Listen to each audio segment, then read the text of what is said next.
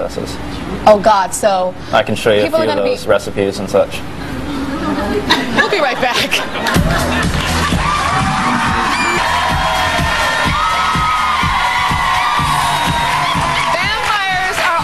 Rage right now in TV shows, movies, books, and even fashion. Yeah, fashion. There's a really fierce exhibit at the Fashion Institute of New York right now that's all about goth glamour. And today we're investigating the lives of people who claim to be real-life vampires. So Don, how did you know that you were a vampire? Like, how old were you? Well, most people, when they're young, up till the age of 6, have the ability to still be able to see into people. And I've been able to keep that ability past that age up until now. It's a lot like keeping your inner child, per se. And when did you know that you were? That has been a constant realization through an evolution process that's taken many years. How much do you weigh? I weigh 125 pounds. I weighed that once. Though I displace a lot more water. Usually if you put me up to someone else who's about 140 pounds, I'm about the same size. Okay, so you're 125 pounds. I hear that there are some tests that a vampire goes through to prove that they are a vampire. I know that you were tested by a medical doctor to find out why you crave blood. Correct. And why you have extreme abilities, because he's supposed to be able to like bench press a lot of stuff and do all kind of interesting things. Check this out.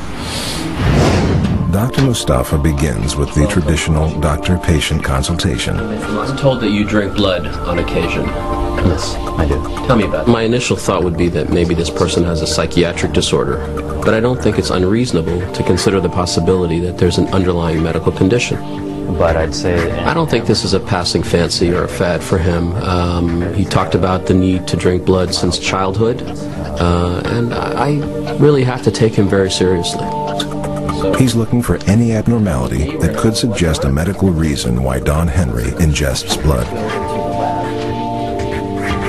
For now, the blood drinker will have to give up his own blood, which he willingly does in the name of science.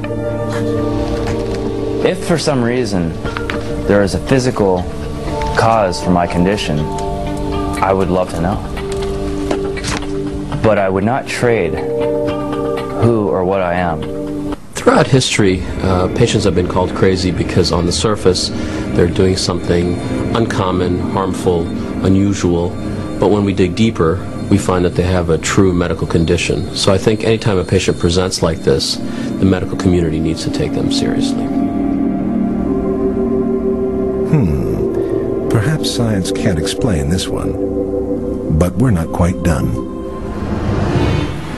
No, we're not quite done. Okay, so you got the blood test. Correct. And he tested you, and what were the results? The results were inconclusive. And what does that mean? Meaning that I have the same type of blood pathogen level, things like that. Everything just came out pretty much inconclusive. They weren't able to come up with any results, per se. Any results at all? Correct. Were they strange results? Some things were, yes, higher glycemic levels, things like that. And what about, you have no body fat? Correct. If I were to place my hands on one of the electronic counters, it comes up as error every time. Really? Correct. Wow, mine comes up as something else.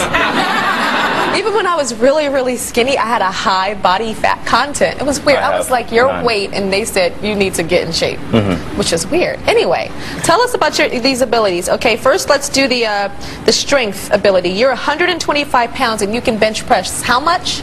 On a SmithKline machine, I've been able to do 270, maximum 280. And with that right there, approximately 425. So I've got 425 pounds over there. Okay. Oh, and I want to see you. What is it called? Bench pressing with the legs? I don't know if that's called. It's called a leg press on a 45-degree angle. Bench press with your legs. That's what I'm gonna call it. So let's go do that right now. Let's see if you can do that, because that's like pretty amazing. Come on over. Take my coat off.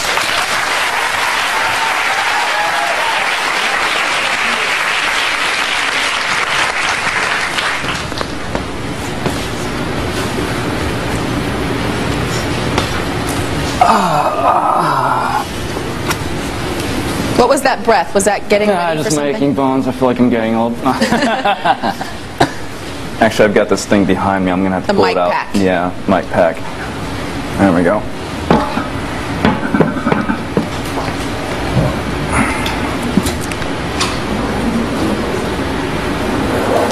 1.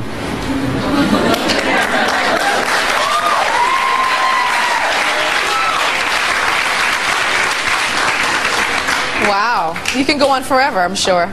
Okay, we got another test. I have one that I'm more interested in. Okay. It's the smell test. The smell test. Okay, come on over. Over here. So, you have a sensitive smell more than the average human, right? Yes. Put this on. Now I want you to guess what's on the plate just by smelling it. Let's start with plate number 1. Smell it. Chocolate. Yeah, it's chocolate. Wow, that's funny because I can't smell that at all. I really can't. I have good sense of smell. What's that one?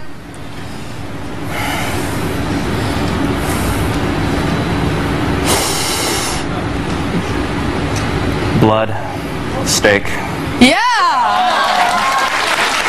Wow! That was, isn't that funny, y'all, that he said blood first? He said blood. I thought he was going to say... Can you blame me? Okay, and last but not least, I don't even know what that is. I think I know.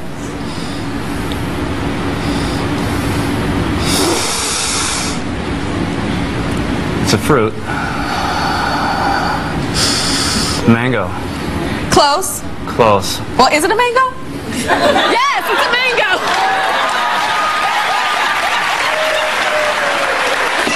Thank you very much.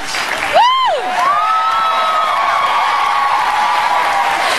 I think it is really sad that Vampire Emperor Don knows that that's a mango with his eyes closed and blindfolded. And I'm like, is it a mango? I don't know. I thought it was a papaya.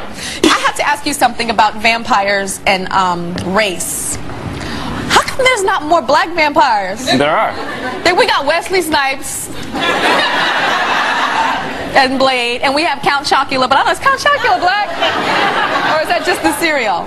Tell me about the racial inequalities that I see in the vampire community. I think that you see racial, I guess to say, differences because of what Hollywood stereotypes it as. You know, usually you see the lighter skin cast upon a person and things like that, but I can tell you that I've got quite a few friends that are brothers, you know what I mean? That are brothers. Yeah, that's what we call it. You know, we talk to each other like that. Oh, you mean vampire brothers that are brothers? Yeah. Oh, got it.